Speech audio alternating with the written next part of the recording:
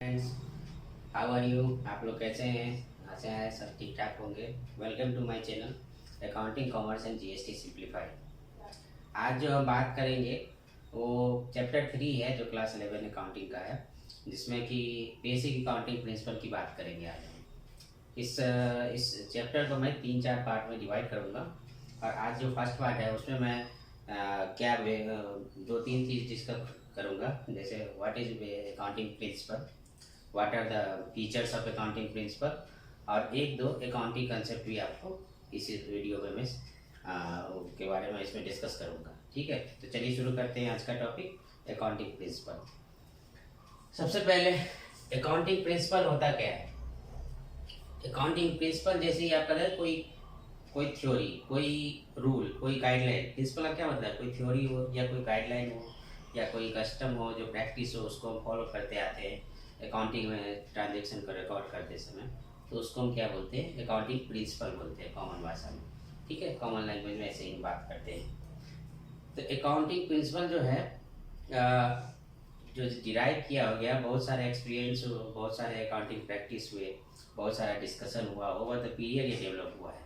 ठीक है, ये एक दिन में नहीं बन के तैयार हुआ है।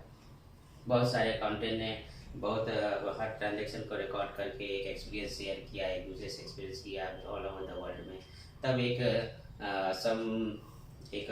शेप में आया अकाउंटिंग प्रिंसिपल की ये इस तरह का जनरली अकाउंटिंग जनरल गाइडलाइन की तरह ये इवॉल्व हुआ कि इस तरह से हम अकाउंट प्रिपेयर करेंगे तो हमारे लिए अंडरस्टैंड करना ईजी होगा और ये सिंपल होगा। ठीक है, तो अकाउंटिंग प्रिंसिपल की डिफिनेशन हम इस तरह से दे सकते हैं कि accounting principle are general guidelines. ये कोई जनरल गाइडलाइंस मतलब एग्रीड अपॉन हुआ है, ऐसा नहीं है कि कोई स्पेसिफिक कोई लेबोरेटरी टेस्टेड है, कुछ साइंस की तरह है कि कोई एकदम प्रूफ है कि 100% ये सही ही होगा, ऐसा नहीं है। मतलब accounting principle are general guidelines which are generally accepted by accountants over the world. ठीक है, मतलब जनरल गाइडलाइन है और वो पूरा क्या कहते हैं, जितने भी अकाउंटेंट वर्ल्ड के अकाउंटेंट हैं वो एक उसको जनरली एक्सेप्ट करते हैं। ठीक है, और ये जो अकाउंटेंट क्यों करते हैं? For preparing accounting statement. ठीक है, अकाउंटिंग स्टेटमेंट प्रिपेयर करने के समय, ट्रांजैक्शन को रिकॉर्ड करते समय इस जनरल गाइडलाइन को फॉलो करते हैं। ठीक है, अब तो इसका मतलब है accounting principle are general guidelines which are generally accepted by accountant all over the world for preparing the accounting statement. ठीक है, तो जनरली एक्सेप्टेड गाइडलाइन है मतलब कि हम लोग विथ प्रैक्टिस विथ एक्सपीरियंस बहुत सारे ट्रांजैक्शन को रिकॉर्ड करके उसको एक्सपेरिमेंट करके एक एग्री हुए हैं कि इस तरह से ट्रांजैक्शन को हम रिकॉर्ड करेंगे तो हमारा क्या होगा, अकाउंटिंग जो है काफ़ी इजी टू अंडरस्टैंड होगा और कभी भी एम्बिग्विटी की कोई चांस कम होंगे। इसमें यूनिफॉर्मिटी होगी जिसके कारण लोग इसको अंडरस्टैंड कर पाएंगे और जिसको इंटरप्रेट कर पाएंगे और कंपेयर कर पाएंगे। ठीक है, उसके बाद कहते हैं these principle have been developed over a period of time from usages, practices, common experience, professional guidelines from professional bodies and regulation of government agency.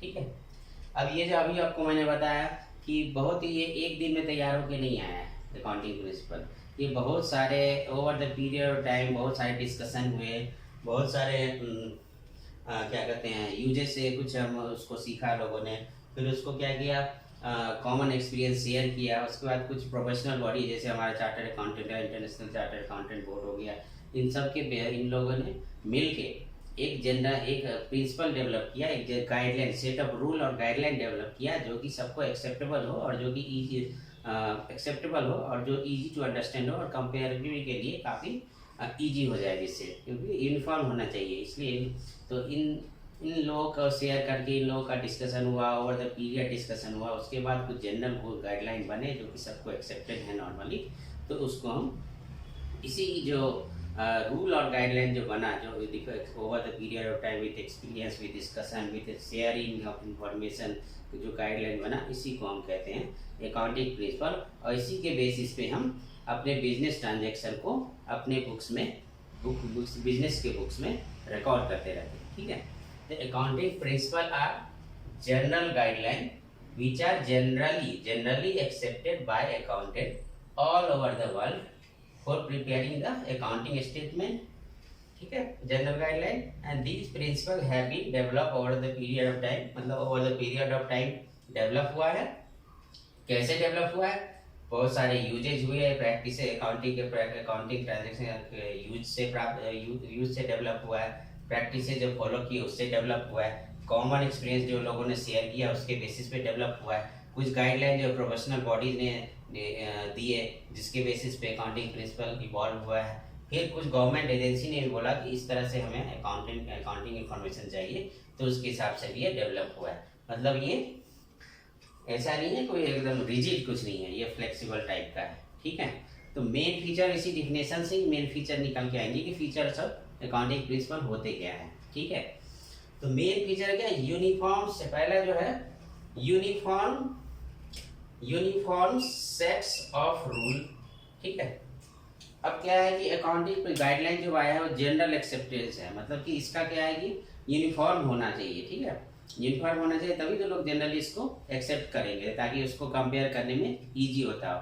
ठीक है, तो ये जो है यूनिफॉर्म सेट्स हो, ये चेंज नहीं होगा। जब भी आप अकाउंटिंग ट्रांजेक्शन को रिकॉर्ड करेंगे तो इस प्रिंसिपल को फॉलो करेंगे और इसको चेंज नहीं करेंगे। सपोज कोई एक्सपेंस है तो उसको एक्सपेंस ही ट्रीट करेंगे, उसको हम इनकम नहीं ले लेंगे। इसी तरह कोई इनकम है तो उसको इनकम ही बनाएंगे, ना कि उसको एक्सपेंस में ट्रीट कर लेंगे। कोई एसेट्स है तो उसको एसेट समझे, ना कि उसको एक्सपेंडिचर समझ लेंगे। ठीक है, इसी तरह क्या कहते हैं, सेल्स है तो वो उसको हम नॉमिनल अकाउंट में कहेंगे। ठीक है, इस तरह से जो कुछ प्रिंसिपल हैं कि हम इसको इसी तरह से एक ट्रांजेक्शन को इसी तरह से फॉलो करेंगे, तो ये इसी तरह से फॉलो करेंगे जो कि यूनिफॉर्म होगा और सब उसको एक साथ एक ही तरह से उसको अपने रिकॉर्ड को बिजनेस में रिकॉर्ड करेंगे। ठीक है, ट्रांजैक्शन को बिजनेस में रिकॉर्ड करेंगे एक ही तरीके से, मतलब this is uniform set of rule. ठीक है, रूल जो एक ही होगा। अगर एक्सपेंस है तो एक्सपेंस ही, सब लोग उसको एक्सपेंस ही ट्रीट करेंगे। अगर इनकम है तो इनकम का नेचर है तो इनकम ही ट्रीट करेंगे, एसेट्स है तो एसेट्स ही ट्रीट करेंगे। ठीक है, लायबिलिटी है तो उसको लायबिलिटी ही ट्रीट करेंगे। इसके सेंट्रल प्रिंसिपल है और इसके बेसिस पे इसको यूनिफॉर्मिटी, इसको सारे ऑल ओवर द वर्ल्ड इसको फॉलो करते हैं। ठीक है, तो इसका मतलब हुआ कि uniform set of rules and for ensuring uniformity. ठीक है, उसके बाद क्या कि it is man made not laboratory tested. पहले ही मैंने आपको बताया कि ये जो अकाउंटिंग प्रिंसिपल जो बना है वो एक दिन में नहीं बना है, वो बहुत सारे डिस्कशन हुए हैं, उसको बहुत सारे लोगों accountant all over the world ने मिलकर इसको बनाया है, अपने एक्सपीरियंस शेयर किया, अपने प्रैक्टिस को शेयर किया है। तो ये क्या है कि मैन मेड है। ठीक है, इसको कोई लेबोरेटरी टेस्टेड नहीं है। ठीक है, मतलब कि जैसे साइंस का कोई फार्मूला निकल आया कि ये इसको करने से ये होता है, यूनिवर्सल कोई H2O मिस ऑक्सीजन ही होगा, ये एकदम डिराइव फार्मूला है। लेकिन इस तरह से ये नहीं है। ये क्या है कि बहुत सारे क्या कहते हैं लोगों के डिस्कशन, उसके यूजेज और प्रैक्टिस को शेयर करके एक अकाउंटिंग प्रिंसिपल इवॉल्व हुआ है। तो ये मैन मेड है, मतलब लोगों के द्वारा बनाया गया है। ठीक है, कोई भी अलग से कुछ चमत्कार नहीं हुआ है, इसको लोगों ने आपस में मिलके डिस्कशन करके इसको बनाया है। तो ये क्या हुआ, अकाउंटिंग प्रिंसिपल है, मैन मेड है। ठीक है, उसके बाद फ्लेक्सिबल, आपको बताया ही मैंने कि ये जो अकाउंटिंग प्रिंसिपल बना है फ्लेक्सिबल। थर्ड है क्या है, फ्लेक्सिबल। आपको मैंने बताया कि अकाउंटिंग प्रिंसिपल है डेवलप कब हुआ, over the period of time हुआ। ठीक है, तो over the period of time develop होने का मतलब है कि जो over the period of time जो भी सालों साल जो भी चेंजेज आए, सभी बिजनेस की रेगुलर बिजनेस का एनवायरनमेंट चेंज हो गया, कभी किसी का कोई नई गाइडलाइन आ गई, कभी कोई गवर्नमेंट ने नया डायरेक्टिव इशू कर दिया, तो अकाउंटिंग प्रिंसिपल सब अकाउंटेंट ने मिलकर इसको जो भी चेंज को रेस्पॉन्ड करते हुए अपने अकाउंटिंग प्रिंसिपल में भी कुछ चेंजेस लेके आए। मतलब कि ये एक रिजिड नहीं है, एक फ्लेक्सिबल है, मतलब change with the changing business environment के साथ साथ ये भी अपना वो चेंज करता रहता है। तो अकाउंटिंग प्रिंसिपल क्या हुआ कि फ्लेक्सिबल भी होता है, जैसे भी बिजनेस इन्वायरमेंट में कुछ चेंजेज आते हैं उसके साथ ये भी अपने अकाउंटिंग में प्रिंसिपल में भी हम चेंजेज लाए हुए हैं। ठीक है, और आगे भी कुछ अगर चेंज हो गए तो अकाउंटिंग में उसको इनकॉर्पोरेट कर सकते हैं। ठीक है, तो ये काफ़ी फ्लेक्सिबल होता है, रिजिड नहीं होता। ठीक है, चौथा है जनरली एक्सेप्टेड। आपको मैंने डिफिनेशन में ही बताया कि ये जनरल गाइडलाइन है। ठीक है, जनरल गाइडलाइन है मतलब कि इसको जनरली एक्सेप्ट किया जाता है।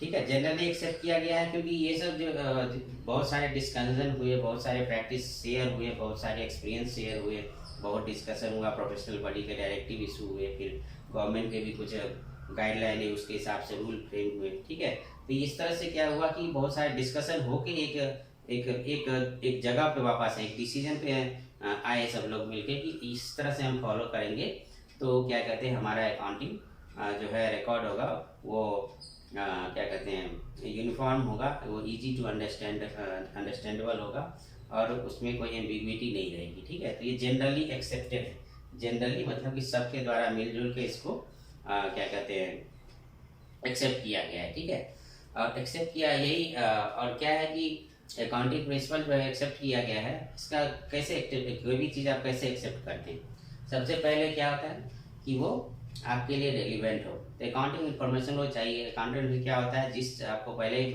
मैंने फर्स्ट चैप्टर में बताया था कि अकाउंटिंग इन्फॉर्मेशन यूजर को हम अपने इन्फॉर्मेशन शेयर करते थे। अगर अकाउंटिंग इन्फॉर्मेशन जितने उसके यूजर है, क्रेडिटर है, बैंकर है, गवर्नमेंट है, टैक्स अथॉरिटी, सबको अगर इन्फॉर्मेशन जो उनके लिए रेलिवेंट अगर वो शेयर करता है तो ज़्यादा एक्सेप्टेबल होता है।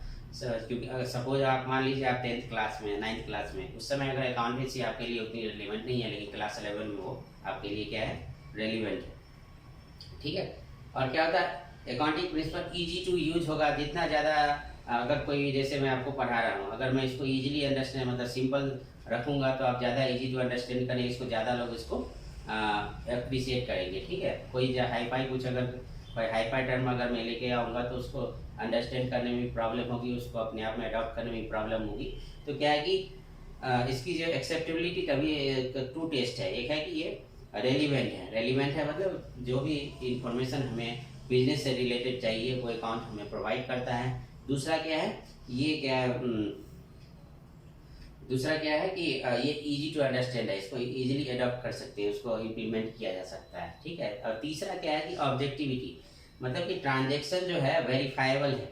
मतलब ट्रांजैक्शन कोई ऐसे नहीं कोई भी बोल दिया और हमने उसको रिकॉर्ड कर लिया।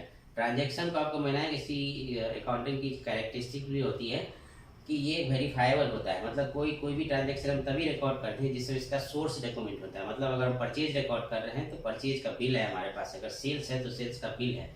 तो जनरल तो इससे क्या होता है कि अकाउंटिंग की जो ऑब्जेक्टिव बनी रहती है, कोई भी पर्सनल बायस नहीं होता है। जो ट्रांजैक्शन हुआ है उसका प्रॉपर एविडेंस है, उस प्रॉपर एविडेंस के बेसिस पे हम ट्रांजैक्शन को रिकॉर्ड करते हैं।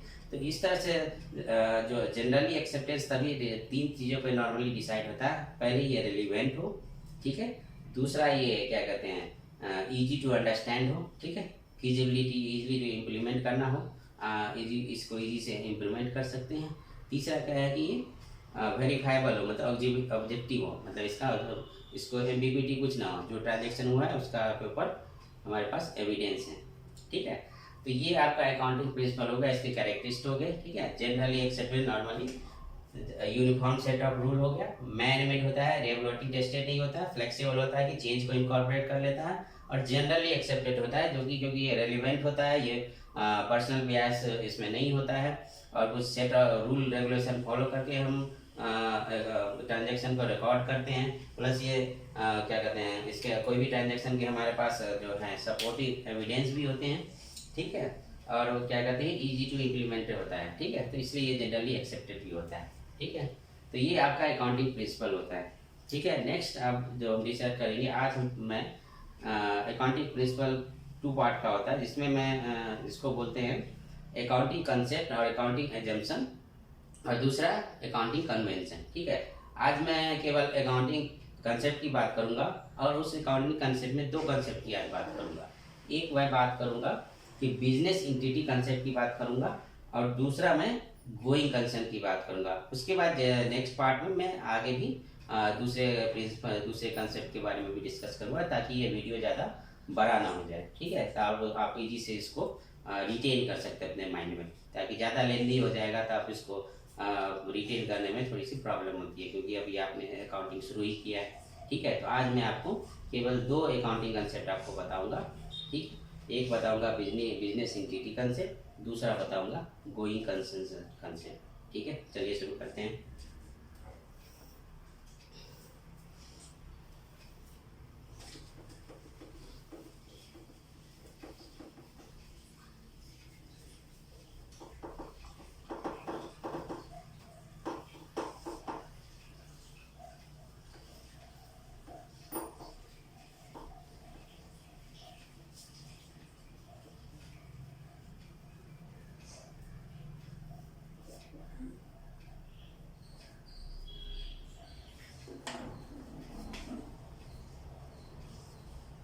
जैसे देखिए अकाउंटिंग प्रिंसिपल, इसका दो पार्ट मैंने बनाया।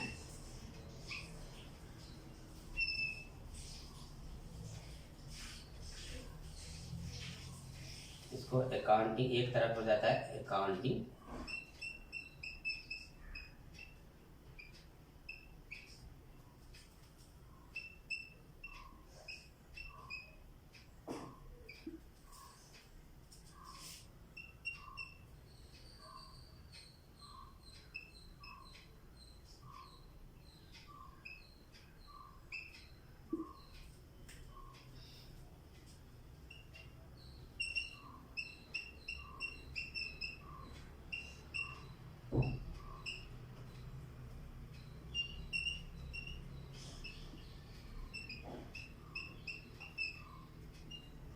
अकाउंटिंग प्रिंसिपल को हम दो पार्ट में डिवाइड कर सकते हैं उसको। एक अकाउंटिंग कंसेप्ट और एग्जाम्पशन, दूसरा हम कहेंगे अकाउंटिंग कन्वेंशन। आज मैं आपको केवल अकाउंटिंग कंसेप्ट के बारे में बताऊंगा। इसके दो कंसेप्ट, बहुत सारे आठ होते हैं कंसेप्ट, इसके मैं दो पार्ट आज डिस्कस करूंगा। ये है बिजनेस एंटिटी कंसेप्ट,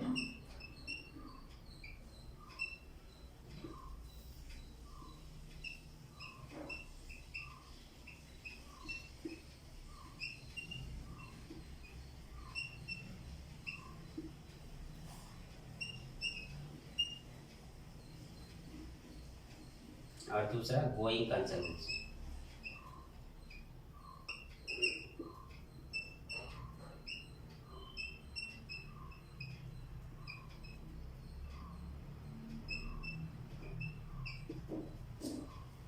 हालांकि बहुत सारे कंसेप्ट होते हैं, मतलब आज इसको ऑडियो को छोटे रखने के लिए मैं दो कंसेप्ट की बात करूंगा, बिजनेस एंटिटी कंसेप्ट और गोइंग कंसर्न कंसेप्ट। ठीक है, तो एक एक करके डिस्कस करते हैं। पहले डिस्कस करते हैं बिजनेस एंटिटी कंसेप्ट। ये कंसेप्ट हमें बताता है कि बिजनेस जो है सेपरेट फ्रॉम इट्स ओनर। ठीक है, each business is separate from its owner.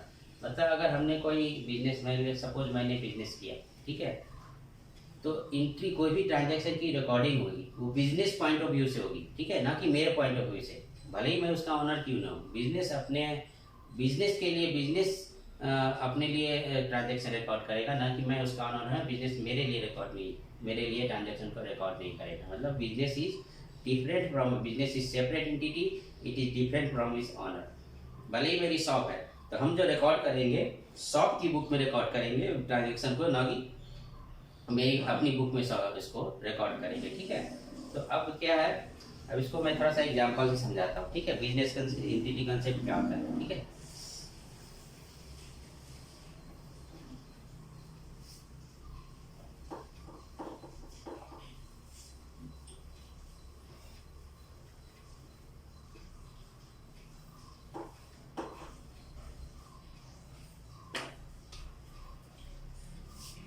Business entity concept.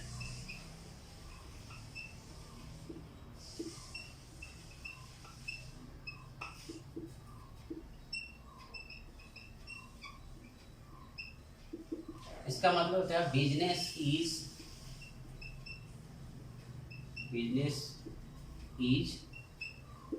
Separate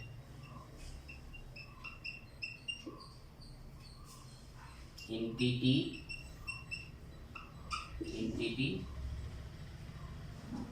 which is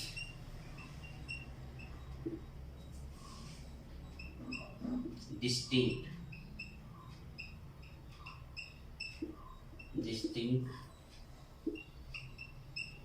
from its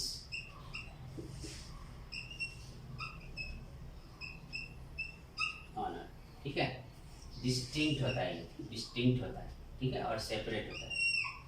पहले मतलब कि बिजनेस में जो भी ट्रांजैक्शन है उसको बिजनेस पॉइंट ऑफ व्यू से रिकॉर्ड करेंगे, ऑनर पॉइंट ऑफ व्यू से नहीं करेंगे। ठीक है, यही रीजन है कि ऑनर अगर किसी बिजनेस में कैपिटल लाता है तो वो भी बिजनेस के पॉइंट ऑफ व्यू से इसको रिकॉर्ड करेंगे कि कैपिटल जो होता है वो लायबिलिटी होती है बिजनेस के लिए, क्योंकि इसको जब बिजनेस हम क्लोज करेंगे तो इसको ऑनर को लौटाना पड़ेगा। ठीक है, इसलिए क्या कहते हैं, जैसे ऑनर ने, बिजनेस है हमारा, देखो ये बिजनेस हो गया, फॉर एग्जाम्पल इसको मैं बिजनेस मानता हूँ, बिजनेस है हमारा, बिजनेस शॉप। ठीक है, ये क्या हुआ, ऑनर हो गया। ठीक है। ये दोनों डिफरेंट है, ऑनर अलग है, दोनों ही डिफरेंट है। ऑनर अलग है, बिजनेस अलग है, ठीक है। तो ऑनर जब भी बिजनेस में पैसे लगाएगा, इन्वेस्ट करेगा, जब भी कैपिटल आएगा, तो ये जो कैपिटल जो लेके आएगा वो बिजनेस में कैपिटल होगा, जो कि इसको बिजनेस को वापस कैपिटल को इसको जब बिजनेस क्लोज हो जाएगा तो इसको लौटाना पड़ेगा। तो क्या हुआ, ऑनर भले ही है लेकिन बिजनेस अपने आप को, बिजनेस को क्या है कि ऑनर की लायबिलिटी है, कैपिटल जो ऑनर ने बिजनेस में लगाया है उसको, बिजनेस को फर्दर उसको वापस करना है। इसी तरह अगर बिजनेस में कोई प्रॉफिट हो तो बिजनेस को क्या है, इसको कैपिटल में ऐड करके इसको फिर उसे वापस करना है, उसको क्या कहते हैं, ऑनर को वापस करना है। इसलिए क्या आता है, कैपिटल को हम क्या बोलते हैं, इंटरनल लायबिलिटी। आपको मैंने बताया था बेसिक अकाउंटिंग पीरियड में, कैपिटल क्या होता है, इंटरनल लायबिलिटी होती है, ठीक। मतलब कि ऑन जैसे कैपिटल आया, कैपिटल क्या फॉर्म में ला सकता है, कैश के, आपको बताया था मैंने, कैश के फॉर्म में ला सकता है, ठीक है। प्रॉपर्टी के फॉर्म में भी ला सकता है। अगर मान लो हमने शॉप खोली, हमने अपनी मोटर कार जिसमें हमें ट्रांसपोर्टेशन की जरूरत थी वो भी बिजनेस में लगा दी, ठीक है। तो ये भी क्या होगा, कैपिटल का फॉर्म हो जाएगा। तो ये भी उसको बिजनेस के क्लोज कर दो, बिजनेस जब क्लोज होगा तो इस बिजनेस को उसके ऑनर को वापस करना होगा, ठीक है। तो ये भी एक लायबिलिटी है ना कि, और इसे क्योंकि ये कंसेप्ट ही ऐसा है कि business is separate entity which is distinct from his owner. जो भी ट्रांजैक्शन होंगे बिजनेस पॉइंट ऑफ व्यू से, बिजनेस में क्या आया, बिजनेस में क्या गया, ना कि ऑनर ने क्या, ऑनर के पास क्या हुआ नहीं हुआ, इससे कोई मतलब नहीं है। बिजनेस को क्या आया, बिजनेस से क्या गया, इसी चीज़ को हम उसको रिकॉर्ड करेंगे ट्रांजैक्शन में। ऑनर के पर्सनल ट्रांजैक्शन का बिजनेस में कोई क्या कहते हैं, बिजनेस से अगर रिलेटेड नहीं है, वो अपना पर्सनल कैपेसिटी में कोई काम कर रहा है, तो उससे बिजनेस को कोई मतलब नहीं होता है, ठीक है। तो यही है कि बिजनेस जो ऑनर और बिजनेस सेपरेट होता है, ठीक है। अब दूसरा एग्जांपल लेते हैं। ये तो हो गई कि एक बिजनेस है, ठीक है, एक बिजनेस है। तो मैंने बताया कि बिजनेस जो है, ऑनर का बिजनेस है, एक ही बिजनेस है, तो बिजनेस जो अपने पॉइंट ऑफ व्यू से इसको रिकॉर्ड करेगा। अब सपोज मान लो कि एक से ज़्यादा बिजनेस है, ठीक है, एक ही ऑनर है, इसके दो बिजनेस, दो शहरों में दो बिजनेस है। मान लो एक बैंगलोर में एक बिजनेस है, और एक मान लो दिल्ली में बिजनेस है, दिल्ली में बिजनेस। इस ओनर का दो बिजनेस है, ठीक है, एक दिल्ली में बिजनेस है, एक बेंगलोर में बिजनेस है, एक दिल्ली में बिजनेस, ठीक है। तो ये बोलता है कि एक बिजनेस जो है, भले ही उसका अगर एक ओनर का दो बिजनेस है, तो दोनों बिजनेस भी आपस में क्या होते हैं, अलग अलग होते हैं। एक सपोज दिल्ली का बेंगलोर का बिजनेस जो है, वो बेंगलोर का बिजनेस केवल बेंगलोर के बुक्स में रिकॉर्ड होगा, बेंगलोर से रिलेटेड जो ट्रांजेक्शन है वही बेंगलोर अपने बुक्स में उसको रिकॉर्ड करेगा। और दिल्ली में जो ट्रांजेक्शन है वो दिल्ली वाले बिजनेस में जो ट्रांजेक्शन होंगे वो दिल्ली वाले, उसको बेंगलोर वाले बुक से कोई मतलब नहीं है, ठीक है। तो हर each business transaction, each business entity is separate from its owner, each business entity is separate from other business of the same owner, ठीक है।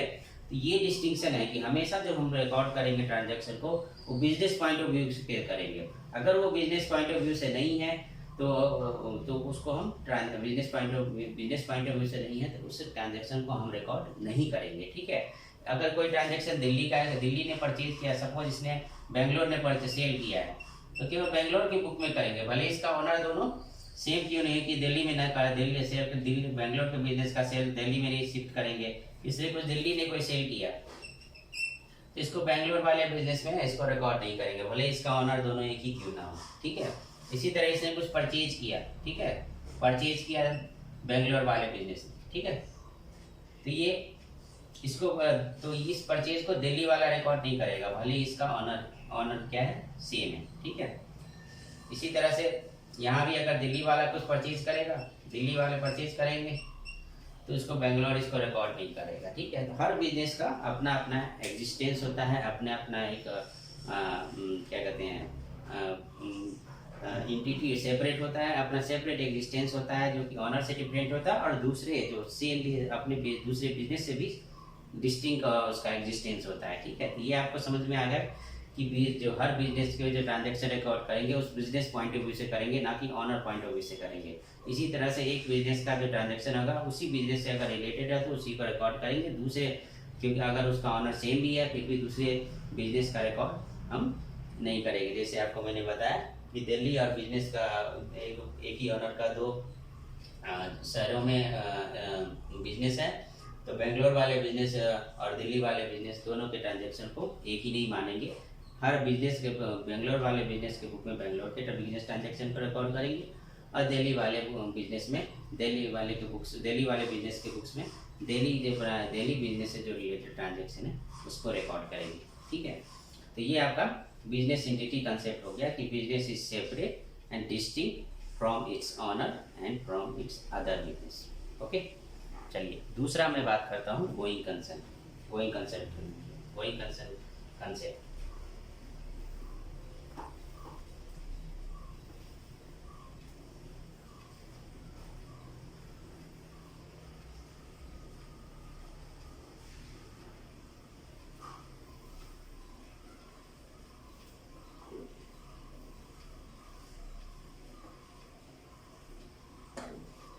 दूसरा क्या है, going concept.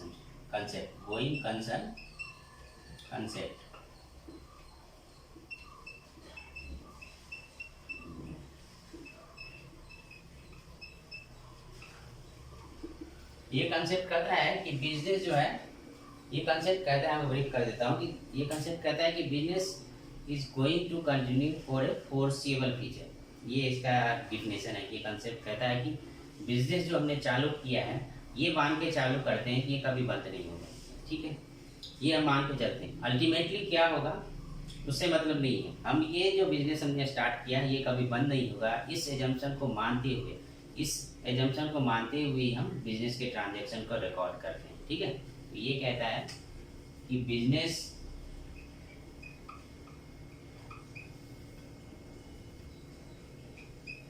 Is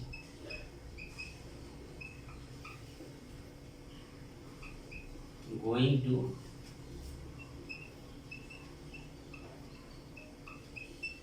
continue for foreseeable future। ठीक है, ये बताता है कि बिजनेस अभी बंद नहीं होगा। बिजनेस हमने स्टार्ट किया तो बिजनेस को हम बंद करने के लिए नहीं करेंगे। अल्टीमेटली क्या बिजनेस में होगा ये कोई नहीं जानता, फ्यूचर अनसर्टेन है, लेकिन हम ये ट्रांजैक्शन को रिकॉर्ड करते समय हम हमेशा ध्यान रखते हैं कि बिजनेस एक गोइंग कंसर्न है, क्योंकि इसको हमको बिजनेस बंद नहीं होने वाला है। इसलिए इसे यही रीजन है कि जब भी हम कोई मान लो हमारी एक शॉप है जो फिक्स्ड एसेट्स हम लाते हैं उसको हम एक ही साल में पूरे एक्सपेंस को एक ही साल में चार्ज नहीं कर देते। ठीक है, जैसे फॉर एग्जाम्पल मेरी एक शॉप है,